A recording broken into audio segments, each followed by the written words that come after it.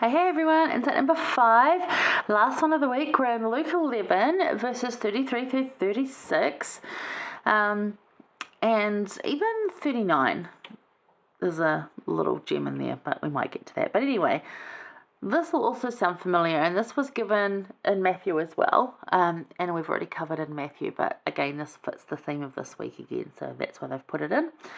So it says, "No man, when he hath lighted the candle, put it in a secret place, neither under a bushel, but on a candlestick, that they which come in may see the light.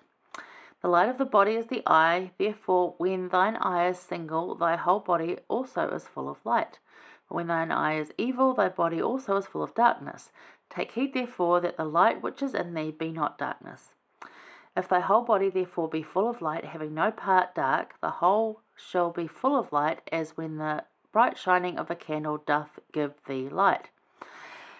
And you're like, okay, so you're talking about light, right? Because some of these are cryptic almost. It was the language of the day, and they understood it. We speak in a different way. So again, I'm going to go to Elder Hollands' thoughts from his book, Our Day Star Rising, which is all about New Testament, because he again puts it way better than I ever could. So I'm just going to give you a little snippet. But yeah, he says here, talking specifically of these three verses, the candles we hold up for others to see ought to be extensions of the light within ourselves. What we are shines more brightly than anything we say or do. Like who we are, it does, right? Who we are is, and how we act is more than anything we say. If we are to fill the world with light, we must first face any tattered remnant of darkness that remains in our own souls. I invite you to join me in regularly turning inward to confront there anything we wouldn't want others to see. Arrogance or unkindness, impatience or vanity, or any number of other flaws we need to remedy. Whatever it is, let us trim our lamps, add oil, and make those changes necessary that allow us to hold up a brighter candle, a purer light. Christ focused some of his most poignant, and he says opprobrium, which means harsh criticism, for the hypocrite. We must never be guilty of that in this battle. We must be the best person that we can be in every way we can. Light is not the absence of darkness, rather darkness is the absence of light. Light and truth exist independently. This being the case, the more light we have, the more independent we are, the freer we are to choose. With truth lighting the way, we are able to see and make choices we otherwise would not make. He goes on to basically say we've got the ability to choose. We're the agents of our, choices. The responsibility and education of this rests with us first. Others may help, but ultimately it's our responsibility to seek this light and to gain this light and to invite this into our lives. Keep in mind that we can gather negative and positive information while we do this, and we can get lots of horror stories and about the darkness of our society. But more important, we can fill our hearts and minds with the love and truth and light of the Spirit of God. And then he says, as we educate ourselves, we need to educate others too. The promoters of darkness often seem to have direct access to the media microphone, don't they just? We may not be able to take that away from them, but we can at least raise our own voices, which is one of the reasons I do this, because it raises the voices of light and good. We can teach correct principles often in as many ways as possible, like this. Since darkness is the absence of light, surely the most powerful way to counter darkness is to fill the world with light. It is not part of our work as sons and daughters of God to encourage creative efforts that dispel darkness and replace it with light. Or is it not? It is, right? It is. It's our responsibility to do that. And creative efforts. We have some very creative effort people out there that do an amazing job at dispelling darkness and filling space with light. And I love them for it. How powerful a force for good would be a renaissance in literature, art, technology, and science that adds light rather than taking it away. Such a renaissance is possible. There are among us artists and artisans who need only to receive a little more support and encouragement from men and women of conscience, that's us, to produce works that would rival those that half a millennia ago marked the end of Europe's dark age, and the rise of a wonderful new culture and spiritual renaissance. As we fill the earth with art and media that is good and uplifting, as we fill the earth with light and knowledge, our children will see the darkness for what it is. They will see that it is counterfeit, that it brings only sorrow, pain, and emptiness. They will come to prefer light and be attracted to that which is good and true. And that's one of the biggest reasons. And thank you, Elder Holland, for those words, because those are beautiful. Again, totally recommend this book, if you can still get it.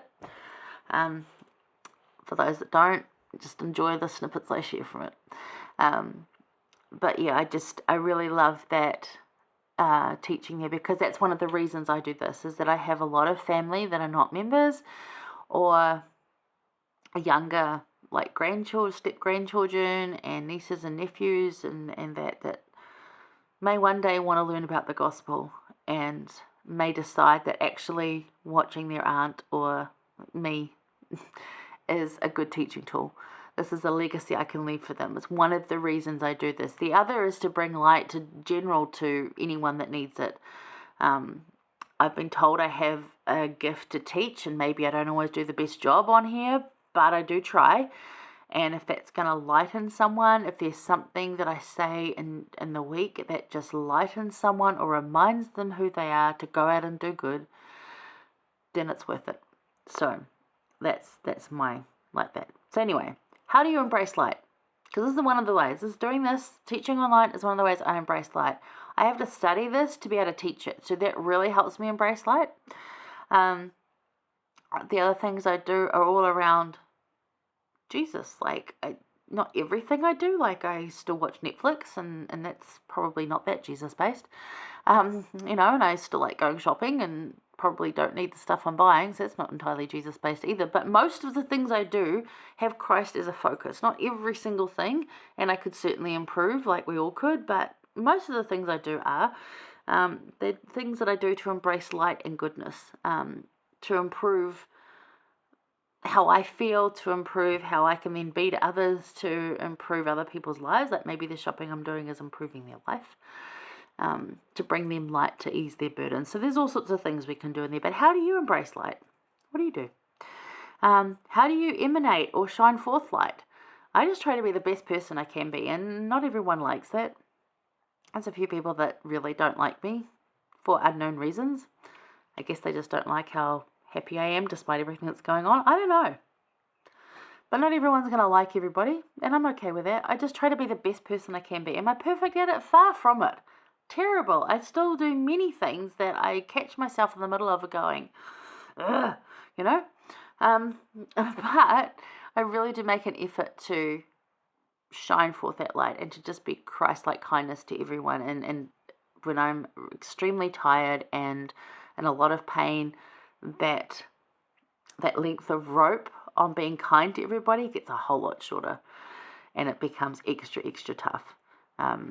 I still manage to mostly do it, and I'm working on that still. But that's one of the ways I can do it, is to just be the best person I can be.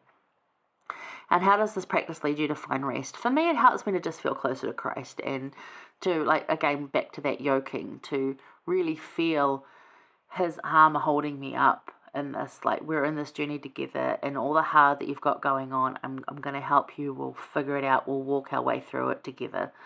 So that's how it leads me to find rest. In embracing the light of Christ and shining that forth, we develop an ever-deepening relationship with Jesus.